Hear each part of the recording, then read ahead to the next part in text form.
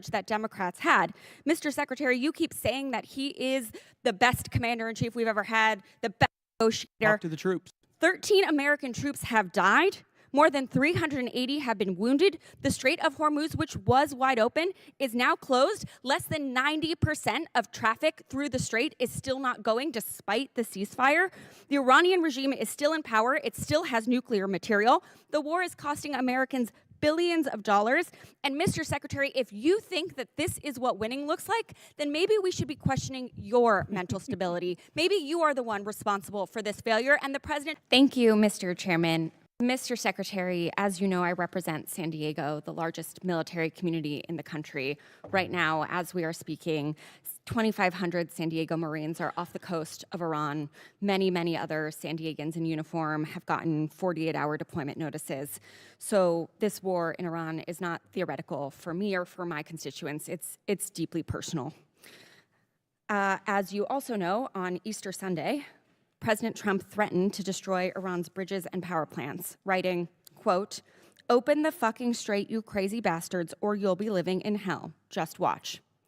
And 2 days later, President Trump wrote, quote, "A whole civilization will die tonight, never to be brought back again. I don't want that to happen, but it probably will." My office's phones have been ringing off the hook. I've heard from so many military families concerned about the president's mental fitness and whether he's fit to serve as our commander-in-chief, given that he's sending their loved ones into harm's way. Our troops, who have shown incredible bravery and tactical proficiency, deserve to know that their leaders are focused and stable. So, Mr. Secretary, you are with the president a lot, and it pains me to even have to ask this about our president, but my constituents' lives are at stake. Do you believe that the president is mentally stable enough to be the commander-in-chief? Did you ask the same question of Joe Biden for 4 years? Mr. Secretary, Joe Biden is not the president. Mr. Trump has been president for a year and a half, and I'm asking you did right not. now. And I won't even engage with the level of disparagement that you're putting on the commander-in-chief, who indeed is. Meeting Mr. with him Secretary, every single day. Mr. Secretary, Biden is not the president. He's the sharpest, most insightful commander-in-chief we've had in generations. And you want to compare, you want to ask that question after you and your fellow Democrats defended Joe Biden, who could barely speak and didn't know what day of the week it was? As you know, he governed through an auto pen. You got a Secretary of Defense who went AWOL for a week. I can't be gone for 10 days, for 10 minutes. I will reclaim my time. Thank you so much. Lady's time. She's reclaimed it. So, as Mr. Jimenez said, we should be taking leaders at their word. So is there a reason that we should not be taking our leader at his word? Iran should not underestimate the will of President Trump and the United States military to achieve our mission.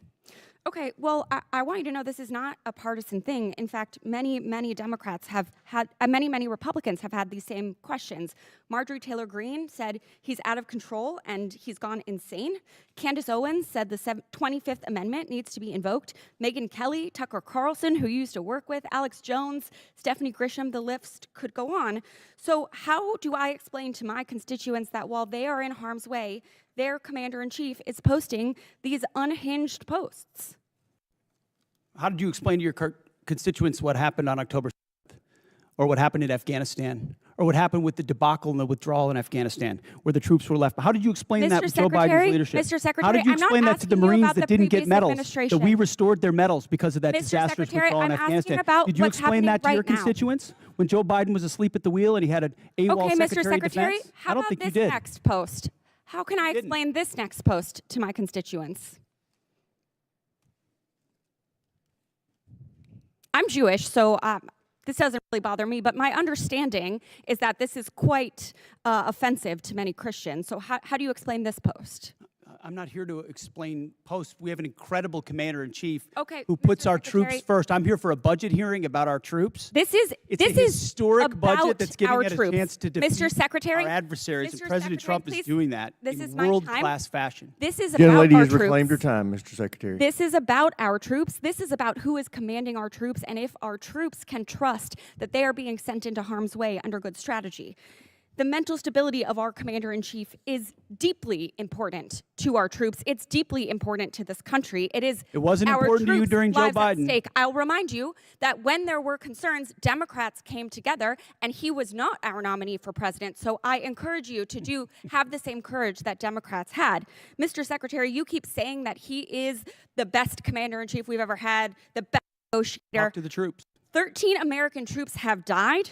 More than 380 have been wounded. The Strait of Hormuz, which was wide open, is now closed. Less than 90% of traffic through the strait is still not going despite the ceasefire. The Iranian regime is still in power. It still has nuclear material. The war is costing Americans billions of dollars. And Mr. Secretary, if you think that this is what winning looks like, then maybe we should be questioning your mental stability. Maybe you are the one responsible for this failure, and the president should think about replacing you. Mr. Chairman, I yield back. Gentlelady yields for the back. wrong Chair, I side. recognize It's the not gentlelady surprising. from Virginia, Ms. Kiggins. All right, everyone, let's get straight into the weeds of this one, because this hearing is a wild, unsanitized look at how the high-stakes politics of war are actually playing out right now in 2026. What you are looking at is an absolute masterclass in ideological friction between the legislative branch trying to get answers for anxious military communities and a defiant Department of War doing everything it can to stonewall. You have Representative Sarah Jacobs of California, who represents San Diego, the single largest military hub in the entire country, completely taking off the gloves and going after War Secretary Pete Hegseth. The core of this fight isn't just a simple disagreement over troop deployments or defense budgets. It's an existential crisis about the mental stability, rhetorical strategy, and operational competence at the absolute top of the American chain of command. Jacobs brings the real-world terror of thousands of local Marines floating off the coast of Iran straight into the hearing room, completely shattering the typical sterile Washington policy talk. Let's dissect the first massive rhetorical flashpoint in this transcript, which centers around the unhinged holiday social media posts coming out of the White House.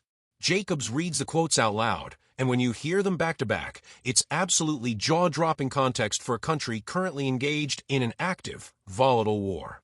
We are looking at public threats on Easter Sunday to turn an entire foreign country's civilian infrastructure into hell, followed by apocalyptic declarations that an entire civilization will die tonight and never be brought back again. Educate yourselves on how military diplomacy is supposed to work versus how it's working in 2026. Typically, a commander-in-chief uses calculated, ambiguous deterrence. But here, the language is so erratic that Jacobs reveals phones are ringing off the hook in San Diego from actual military families who are genuinely terrified that the person sending their spouses and children into harm's way is losing his grip on reality. But watch how the machinery of the Department of War reacts to this direct question about the president's mental stability.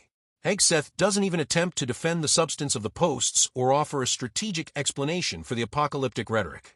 Instead, he reaches directly for the classic Washington defensive shield, hyperpartisan deflection. He turns right back to Jacobs and asks if she asked the same questions about Joe Biden for 4 years. This is a brilliant but incredibly cynical pivot. Hegseth is trying to turn a deeply serious question about current wartime command into a standard team sports political debate. He goes on a long, biting tear about the previous administration, dragging up everything from old debates about cognitive decline and governing through an auto pen to the previous Secretary of Defense going temporarily AWOL. He's trying to drown out the immediate panic of the 2026 Iran conflict by throwing partisan mud about the past. But Jacobs completely refuses to take the bait.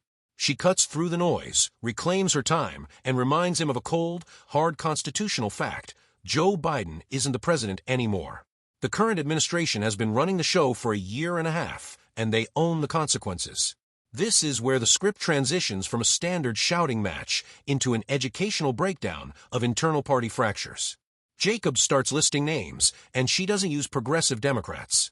She deliberately invokes prominent right-wing populist voices: Marjorie Taylor Greene, Candace Owens, Tucker Carlson, and Megyn Kelly. By highlighting that even the administration's staunchest media defenders and former colleagues of Hegseth have openly questioned the sanity of these decisions and raised the specter of the 25th Amendment, Jacobs completely neutralizes the defense secretary's partisan shield. She proves this isn't just a left-wing hit job. It's a structural panic ripping through the entire American political spectrum while a hot war rages on. When Hegseth realizes his partisan defense is crumbling under the weight of those names, he doubles down on the raw executive doctrine of the Department of War. He snaps back that he isn't there to explain social media posts. He's there to push through a historic military budget. He claims that the president is a world-class commander-in-chief who puts the troops first. But this is the exact moment where the reality of the 2026 battlefield completely collides with the Pentagon's sanitized public relations narrative. Jacobs waits for him to finish his platitudes, and then she drops the real-world invoice of this conflict, and it is devastating. Let's look closely at the actual metrics of the 2026 Iran war that Jacobs lays out, because this is the information the administration is desperate to gloss over. 13 American troops are dead. More than 380 have been wounded in action. The Strait of Hormuz, the most critical economic artery for global oil, was wide open before this conflict started. Now, even despite a fragile ceasefire, less than 90% of commercial maritime traffic is willing to risk transiting through the waterway. The global economy is choking, gas prices are hurting families, the hostile regime in Iran is still firmly in power, and they still possess their nuclear material. This is the ultimate critical review of the script. Jacobs looks directly at Hegseth and delivers a biting, profound realization.